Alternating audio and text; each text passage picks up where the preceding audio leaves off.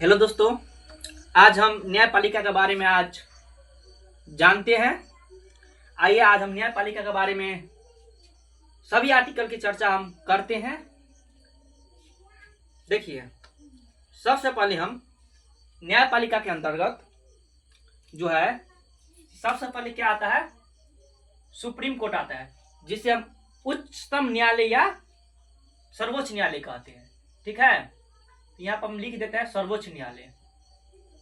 सर्वोच्च न्यायालय। Second number की बात करें तो हाई कोर्ट यानी उच्च न्यायालय।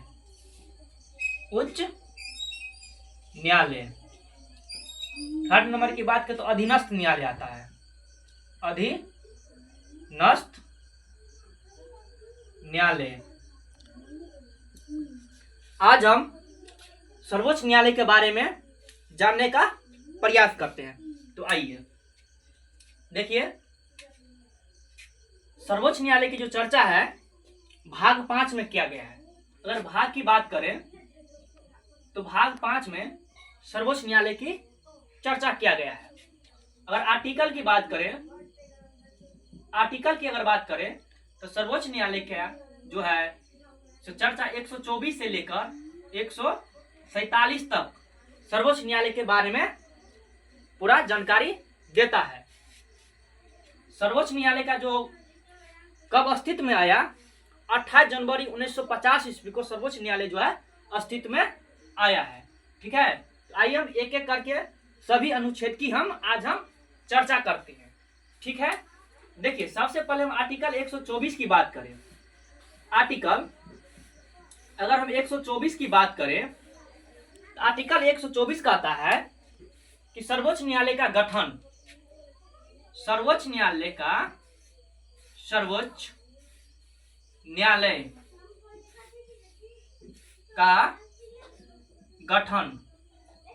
आर्टिकल 124 में सर्वोच्च न्यायालय के गठन के बारे में जानकारी देता है। ठीक है, अगर आर्टिकल 125 की बात करें तो आर्टिकल 125 जो है सो न्यायाधीशों का वेतन के बारे में चर्चा करता है। तो लिख देता है यहाँ पर वेतन, न्यायाधीश के वेतन की चर्चा करता है, या वेतन के न्यायाधीशों के वेतन के बारे में आर्टिकल 125 जानकारी देता है। आर्टिकल 126 की बात करें तो आर्टिकल 126 कहता है कि कार्यकारी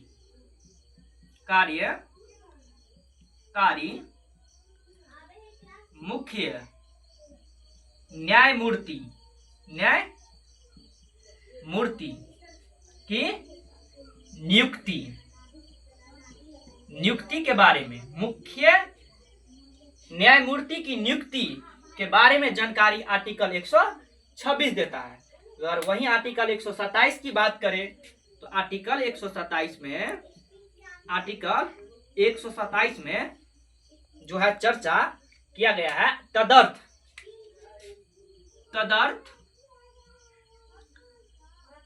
न्यायमूर्ति की नियुक्ति। आर्टिकल 128 की अगर बात करें तो आर्टिकल 128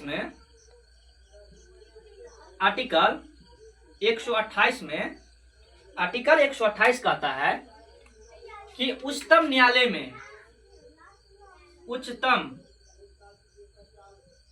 न्यायालय के बैठकों में सेनानी वृत्ति न्यायाधीशों